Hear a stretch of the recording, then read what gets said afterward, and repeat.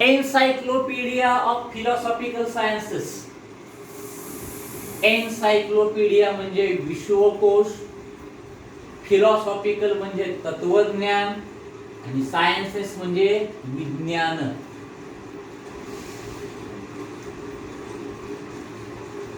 वैज्ञानिक तत्वज्ञानाचा विश्वकोश. वैज्ञानिक तत्वज्ञानाचा विश्वकोश हा ग्रंथ काही जॉर्ज हेगेलनं लिहिलेला नाहीये.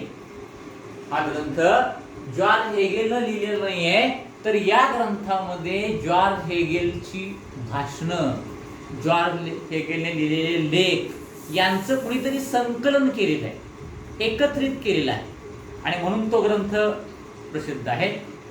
पण जॉर्ज विल्यम फ्रेडरिक हेगेलनं स्वतः लिहिलेलं पुस्तक आहे reason in history. Reason in history हे पुस्तक मात्र जॉर्ज हेगेलनं स्वतः लिहिलेलं आहे. ठीक आहे. आता खाली चौकोनामध्ये जाणून घ्या नावाचा एक चौकोन आहे. त्याच्यामध्ये काय आहे बघा.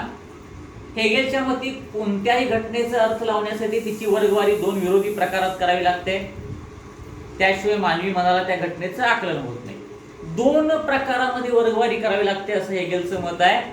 म्हणजे खरे खोटे, चांगले वाईट. म्हणजे अशा एकतर दोन व्यक्ती किंवा दोन लोकांचे समूह, दोन गट यांच्यामध्ये चर्चा होणं गरजेचं आहे. चांगलं वाईट, खरं खोटं, कुणीतरी एक मुद्दा मांडायचा आहे. याच्यामध्ये प्रथम एक सिद्धांत मांडला जातो. दुसरा गट काय करेल, त्याला छेद देणारा प्रतिसिद्धांत मांडेल. म्हणजे तुम्ही सांगितलेलं चुकीचं कसं आहे, तुम्ही सांगितलेल्या गोष्टीवर शंका उपस्थित करणं, काहीतरी शंका उपस्थित करणं की तुम्ही सांगितले का चुकीचं असू शकतं अशी शंका उपस्थित करणं. आणि मग पुन्हा यांच्यावर ते उत्तर देतील, त्यांच्या बोलण्यावर हे उत्तर देतील. अशा दोन समूहामध्ये ज्यावेळी चर्चा होईल, खूप वेळ शंका उपशंका व्यक्त केल्या जातील, प्रश्न विचारले जातील, त्याला उत्तर दिली जातील, पुरावे सादर केले जातील, तर्क मांडले जातील आणि या सगळ्या तर्कानंतर एक सार त्यातून उत्पन्न, एक सिद्धांत मांडला जाईल. जसं प्रयोगांती सिद्धांत मांडला जातो तसा या चर्चेतून सुद्धा सिद्धांत मांडला जातोय. यालाच काय म्हणायचं, द्वंद्ववाद किंवा डायलेक्टिक्स असं म्हणतात. काय म्हणतात, द्वंद्ववाद किंवा डायलेक्टिक्स असं याला म्हटलं जातं. चर्चेतून सिद्धांत मांडला जातो आणि हा सिद्धांत किंवा हा द्वंद्ववाद कोणी सांगितलेला आहे, जॉर्ज हेगेल याने सांगितलेला आहे. ठीक आहे. यानंतर पुढचा विचारवंत आहे लिओपोल्ड वॉन रांके. लिओपोल्ड वॉन रांके हा विचारवंत आहे.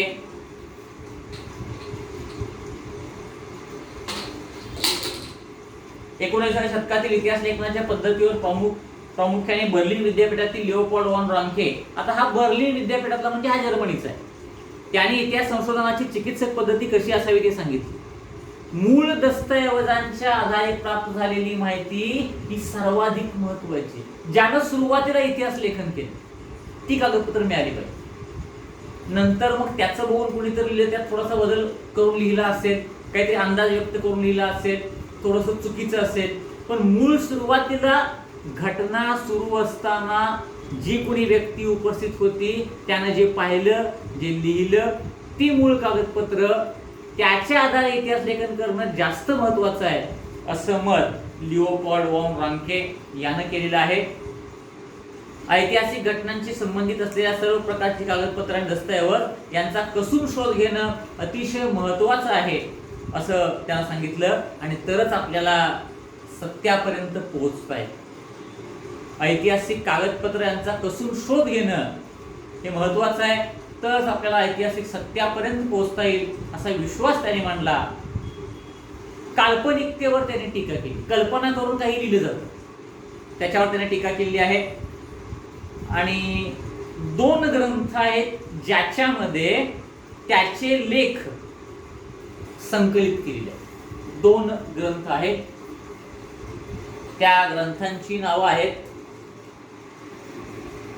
The theory and practice of history. The theory and practice of history म्हणजे प्रॅक्टिकल आणि थिअरी, आणि the secret of world history, जगाच्या इतिहासाचं रहस्य. The secret of world history अशा पद्धतीनं 2 ग्रंथ आहेत. या 2 ग्रंथामध्ये लिओपोल्ड वॉन रांकेचे विविध लेखांचं संकलन आहे, लेख लिहिले. त्यानंतरचा विचारवंत आहे कार्ल मार्क्स. या ठिकाणी लिहिलेलं आहे कार्ल मार्क्स.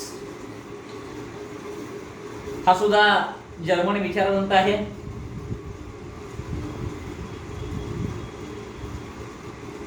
याने मांडलेल्या सिद्धांतामुळे इतिहासाच्या दृष्टिकोनात महत्त्वाचा बदल घडवून आणणारी वैचारिक प्रणाली अस्तित्वात आली.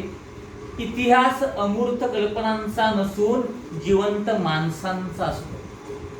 अमूर्त कल्पनांचा नसतो म्हणजे भौतिक साधने ज्याला आपण म्हणतो फक्त तेवढ्यांचाच नसतो, अदृश्य घटनांचा नसतो, तर तो जिवंत माणसांचा असतो. माणसातील नातेसंबंध त्यांच्या मूलभूत गरजा भागवण्यासाठी उपलब्ध असलेल्या उत्पादन साधनांच्या स्वरूपावर व मालकीवर अवलंबून असतात. माणसातील संबंध कशावर अवलंबून असतात? उत्पादनांच्या साधनांवर अवलंबून असतात आणि त्याच्या मालकीवर अवलंबून. ज्या गोष्टींची माणसाला गरज आहे, आपण म्हणतो अन्न वस्त्र निवारा मूलभूत गरज आहे, आता त्याच्यासोबत औषध पाणी आहे, शिक्षण आहे, या सगळ्या गोष्टी आहेत, तर कितपत ते आपल्याला मिळतंय, मूलभूत गरजा आपल्याला कितपत मिळतात, याच्यावर माणसातील संबंध अवलंबून असतात. समाजातील वेगवेगळ्या घटकांना ही साधनं समप्रमाणात उपलब्ध होत नाही. आर्थिक परिस्थिती सर्वांची सारखी नसते, त्यामुळे काहींना साधनं मिळतील, काहींना मिळणार नाही, काहींना सुखसोयी मिळतील, काहींना मिळणार नाही. मग विषम समाजाची रचना तयार होते. आणि आता आहे विषम समाज आहे की श्रीमंत वर्ग आहे, गरीब वर्ग आहे, मालक वर्ग आहे, कामगार वर्ग आहे, मजूर वर्ग आहे. अशी एक विषमता समाजामध्ये निर्माण जी झालेली आहे फार पूर्वीपासून, ती अजूनही आहे. कार्ल मार्क्सच्या काळात ती होती. त्यामुळे वर्ग संघर्ष निर्माण होतो. होतं काय की मालक वर्ग जो आहे तो कामगार वर्गांकडून अधिकाधिक काम करून घेतो, त्यांचं शोषण करतो, त्यांची आर्थिक पिळवणूक करतो, त्यांना योग्य ते वेतन दिलं जात नाही, आणि मग हा कामगार वर्ग चिडतो, नाराज होतो आणि मालक वर्गाच्या विरुद्ध तो आंदोलन करतो. आपल्या हक्कांसाठी तो काय करतो? आंदोलन करतो. मानवी इतिहास अशा वर्ग संघर्षाचा इतिहास असून ज्या वर्गांच्या ताब्यात उत्पादन साधने असतात, उत्पादन साधने म्हणजे कारखाना, कारखान्यातली मशिनरी, हा मालक वर्ग काय करतोय? कामगार वर्गांचं आर्थिक शोषण करतो. असे विचार कार्ल मार्क्स यांनी मांडलेले आहेत. कार्ल मार्क्स तर असं म्हणणं होतं की मालकांना जेवढा प्रॉफिट होईल, जेवढा काही नफा होईल उत्पादन करणाऱ्यांना, तो सगळा नफा मालकांनी स्वतःला आणि सर्व कामगारांना समप्रमाणामध्ये वाटून द्यावा. येणारा सर्व नफा मालक आणि कामगार याच्यामध्ये समप्रमाणामध्ये वाटून द्यावा. म्हणजे काय होईल? आर्थिक विषमताच राहणार नाही. हा श्रीमंत वर्ग, हा गरीब वर्ग असं राहणारच नाही. सर्वांना सगळ्या प्रकारची सुखसोयी उपलब्ध होतील.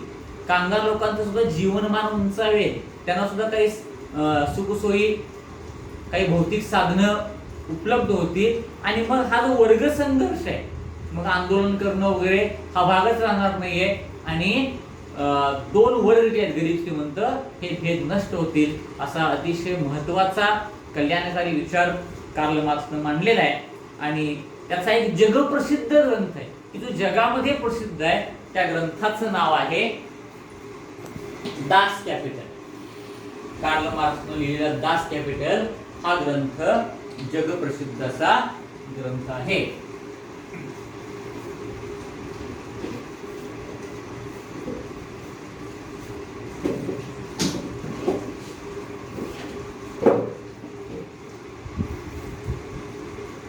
यानंतर आपण पाहणार आहोत ॲनल्स प्रणाली. ॲनल्स प्रणाली. आता ही ॲनल्स प्रणाली काय आहे पाहूया. 20व्या शतकाच्या सुरुवातीला फ्रान्समध्ये ॲनल्स नावाने ओळखली जाणारी इतिहासाची प्रणाली उदयाला आली. इतिहासाचा अभ्यास करताना काय मुख्यत्वे पाहिलं जातं? राजकीय घडामोडी. कुठल्या राजानंतर कुठला राजा गादीवर बसला, कोणकोणते पराक्रमी राजे होऊन गेले, महान नेते होऊन गेले, त्यांनी राजकारण काय केलं, मुत्सद्देगिरी म्हणजे युद्ध टाळणे. मुत्सद्देगिरीने युद्ध टाळणारे काही लोक होते, जसं महादजी शिंदे खूप मराठे पराक्रमी मुत्सद्देगिरी असणारे सरदार होते. ज्याला नुकसान होते असं वाटतंय त्याही शत्रूशी चर्चा करून, करार करून काय केलं जातं? युद्ध टाळलं जातं, नुकसान टाळलं जातं. याला मुत्सद्देगिरी म्हणतात. त्यानंतर युद्धे यांच्यावरच लक्ष केंद्रित न करता मग कशावर लक्ष केंद्रित केलं पाहिजे? त्यावेळेचं हवामान कसं होतं, स्थानिक लोक कसे होते, शेती कशा पद्धतीने होती, कोणती पिकं येत होती, व्यापार सुरू होता का, तंत्रज्ञान विकसित होतं का, दळणवळणाची साधनं कोणती होती, संपर्काची साधनं कोणती होती, सामाजिक विभागणी होती का, म्हणजे जातीभेद होता का, समूहाची मानसिकता कशी होती, लोक घाबरलेले होते का, राजाला भिणारे होते का, अंधश्रद्धाळू होते का, या सगळ्या विषयांचा सखोल अभ्यास सुद्धा इतिहासामध्ये झाला पाहिजे.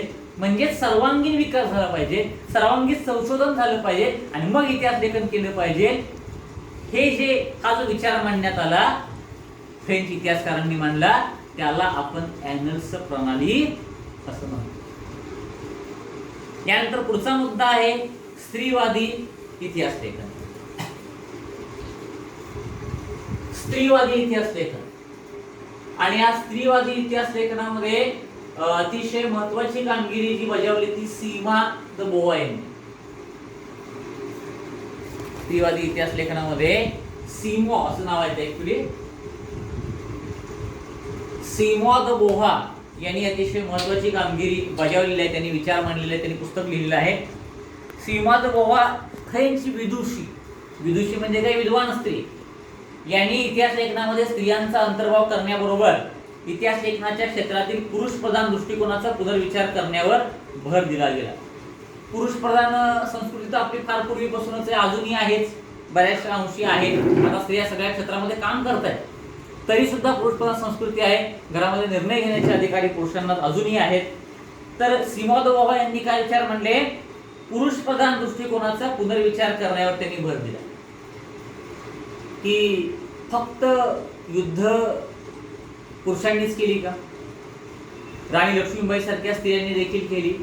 सरोजिनी नायडू यांनी सुद्धा आंदोलन केलेलं होतं. बऱ्याचशा अशा स्त्रिया होऊन गेल्या की ज्या मैदानामध्ये सुद्धा उतरलेल्या आहेत. त्यांनी मुत्सद्देगिरी केलेली आहे, त्यांनी राजकारण केलेलं आहे, त्यांनी व्यवस्थित राज्यकारभार केलेला आहे. अशा बऱ्याचशा स्त्रिया याच्या पुढे होऊन गेलेल्या आहेत. अहिल्याबाई होळकर असतील, रजिया सुलतान आहे, अशा बऱ्याचशा स्त्रिया आहेत. तर त्यांच्या संदर्भात सुद्धा विचार होणं गरजेचं आहे, त्यांचा सुद्धा इतिहास लिहिणं गरजेचं आहे. त्यानंतर आधुनिक काळात म्हणाल तर स्त्रिया शिकलेल्या होत्या, नोकरी करत होत्या. मग स्त्रियांच्या आयुष्याशी निगडीत नोकरी, रोजगार, ट्रेड युनियन. ट्रेड म्हणजे काय? व्यापार. युनियन म्हणजे काय? संघटना. स्त्रियांचे सुद्धा व्यापारी संघटना, त्यांच्यासाठी काम करणाऱ्या स्त्रिया, संस्था, खास स्त्रियांच्यासाठी काम करणाऱ्या काही संस्था आहेत, त्यांचं सबलीकरण करण्यासाठी करणाऱ्या संस्था आहेत. स्त्रियांचे कौटुंबिक आयुष्य कसं आहे, नोकरी करत करत स्त्री घरचं काम कसं सांभाळते, या संदर्भातली माहिती किंवा या सगळ्या पैलूंचा सविस्तर विचार करणारं संशोधन त्यावेळी सुरू झालं. 1990 नंतर स्त्री ही एक सामाजिक वर्ग असून वर्ग मानून इतिहास लिहिण्यावर भर दिला गेला. 1990 नंतर थोडासा स्त्रियांकडे पाहण्याचा दृष्टिकोन बदलला आणि स्त्रिया एक स्वतंत्र सामाजिक वर्ग आहे असं मानून इतिहास लेखनाकडे भर देण्यात आला. त्यानंतर पुढचे एक विचारवंत आहेत ते म्हणजे मायकेल फुको. मायकेल फुको हे विचारवंत आहेत आणि त्यांनी लिहिलेला ग्रंथ आहे archaeology of knowledge. Archaeology of knowledge हा ग्रंथ मायकेल फुको यांनी लिहिलेला आहे. या ग्रंथात त्यांनी इतिहासाची कालक्रमानुसार अखंड मांडणी करण्याची पद्धत चुकीची आहे असं मत मांडलेलं. इतिहासाची कालक्रमानुसार मांडणी करण्याची पद्धत चुकीची आहे. तर काय करायचंय? मग पुरातत्वामध्ये अंतिम सत्यापर्यंत पोहोचणं हे उद्दिष्ट नसून फक्त अंतिम सत्य मला मिळालं की संशोधन पूर्वी लिहिलेले योग्य आहे, हे संशोधन योग्य आहे एवढंच नव्हे तर भूतकाळातील स्थित्यंतराचे स्पष्टीकरण देण्याचा प्रयत्न असतो, याकडे त्यांनी लक्ष वेधले।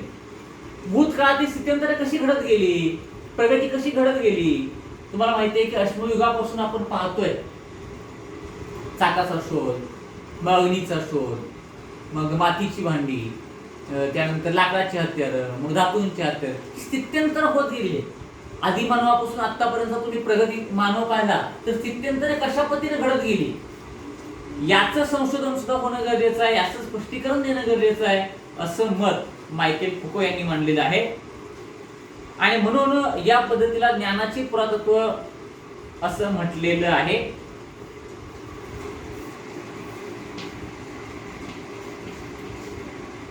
ज्ञानाचे पुरातत्व म्हणजे काय, प्रत्येक गोष्टीचं स्थित्यंतरण कसं घडलं, घटना कशा घडत गेल्या, प्रगती कशी होत गेली, या सगळ्या गोष्टींचा उहापोह इतिहास संशोधनामध्ये होणं गरजेचं आहे, असं मायकेल फुको यांनी विचार मांडले। इतिहासकारांनी पूर्वी विचारात न घेतलेल्या मनोविकृती, मानसिक रुग्ण असलेले लोक, वेडे लोक, विचित्र वागणारे लोक, याच्या संदर्भात कोणी काही लिहिलंच नव्हतं। वैद्यकशास्त्र म्हणजे मेडिकल सायन्स ज्याला आपण म्हणतो त्या संदर्भात कुणी काही लिहिलंच नव्हतं। तुरुंग व्यवस्था कशी होती या संदर्भात लिहिलेलं नव्हतं। या विषयांचा सुद्धा इतिहासामध्ये संशोधन व्हायला सुरुवात झाली, याविषयी सुद्धा लिखाण करायला सुरुवात झाली हळूहळू। आधुनिक इतिहासाची व्याप्ती अशा रीतीने विस्तारत गेली, साहित्यामध्ये बदल होत गेले। साहित्य म्हणजे काय, कथा, कविता, नाटक आपण जे लिहितो। स्थापत्य म्हणजे तुम्हाला माहिती आहे, स्थापत्य म्हणजे काय, बांधकाम कला विकसित होत गेली, वेगवेगळ्या प्रकारची घरं, वेगवेगळ्या प्रकारची मंदिरं, नक्षीकाम, मनोरे, शिखरे, गोपुरे। त्यानंतर शिल्पकला विकसित होत गेली, मूर्तिकला, चित्रकला, संगीत कला, नृत्यामध्ये विविध प्रकार आलेले आहेत, नाट्यकला आहे, चित्रपट निर्मितीमध्ये तर अत्यंत वेगवेगळे प्रकार आलेले आहेत। अत्यंत आधुनिक पद्धतीने आता आपण कोणता तो चित्रपट तुमचा बाहुबली, त्याच्यामध्ये सगळे स्पेशल इफेक्ट दाखवले आहेत। हे सगळे कशामुळे आहे, चित्रपट निर्मितीमध्ये बरेचसे तंत्रज्ञान विकसित झालेलं आहे, त्यामुळे स्पेशल इफेक्ट दाखवता येतात। दूरदर्शन यासारखे विविध विषयांचे स्वतंत्र इतिहास लिहिले जाऊ लागले। म्हणजे ही इतिहासाची व्याप्ती लक्षात घ्या। इतिहास म्हणजे फक्त राजाचा, किल्ल्याचा इतिहास नसतो, कुठल्याही गोष्टींचा इतिहास असतो। याच्या पूर्वीच्या 10वीच्या पुस्तकामध्ये संगणकाचा इतिहास होता, म्हणजे संगणकाची सुरुवात कशी झाली, छोटा संगणक, मूळचा संगणक, बेसिक संगणक, मग आताचा लॅपटॉप किंवा संगणकाचे अनेक प्रकार, हा सगळा इतिहास त्याच्यामध्ये होता। कोणत्याही गोष्टीचा इतिहास असू शकतो, एखाद्या किल्ल्याचा, एखाद्या देशाचा, एखाद्या गावचा, कशाचा इतिहास असू शकतो। वेगवेगळे या ठिकाणी जे मुद्दे दिले आहेत या सगळ्यांचं इतिहास लेखन हळूहळू होऊ लागलं। फळ्यावर जे काही मुद्दे आहेत मी त्याचा फोटो तुम्हाला पाठवणार आहे। तुम्ही पान नंबर 6 वर जो काही स्वाध्याय दिलेला आहे त्याच्यामध्ये ऑब्जेक्टिव्ह आहेत, चुकीची जोडी दुरुस्त करून लिहा। हे लिहित असताना डावी बाजू ठेवायची आहे स्थिर, उजवी बाजू बदलायची आहे, उजव्या बाजूला जे दिलंय ते बदलायचं आहे। आणि लिहित असताना लिहायचं कसं आहे, चुकीची जोडी जी आहे ती आहे तशी लिहायची, त्याच्यानंतर खाली बरोबर जोडी। उदाहरणार्थ मी पहिलं सांगतोय बघा, चुकीची जोडी Karl Marx discourse on the method असं लिहायचं। चुकीची जोडी Karl Marx discourse on the method, त्याच्या खाली लिहायचं बरोबर जोडी कार्ल मार्क्स दास कॅपिटल असं लिहिलं तर 1 मार्क। चुकीची जोडी लिहिलं अर्धा मार्क आहे, बरोबर जोडीला अर्धा मार्क आहे। या पद्धतीनेच लिहायचं आहे। स्वाध्याय लिहा, 6 प्रश्न आहेत टोटल। प्रश्न थोडीशी मोठी आहे, सावकाश द्या, थोडं थोडं लिहून जरी पाठवलं ग्रुपवर तरी चालेल, मी त्याच्यामध्ये सुधारणा करत जाईन, तपासत जाईन, ठीक आहे। आता हा व्हिडिओ कदाचित जर काही विद्यार्थ्यांना जर आत्ता मोबाईल उपलब्ध नसेल तर ते नंतर पाहू शकतात।